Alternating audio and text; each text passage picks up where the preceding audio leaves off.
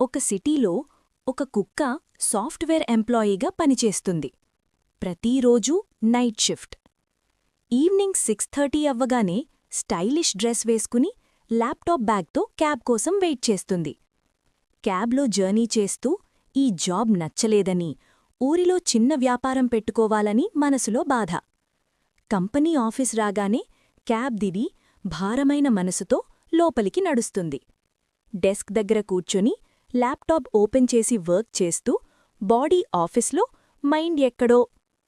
ఆకలి వేస్తే క్యాంటీన్లో నూడిల్స్, ఒక్కతే కూర్చొని తింటూ లైఫ్ అంటే ఇదేనా అని ఆలోచన.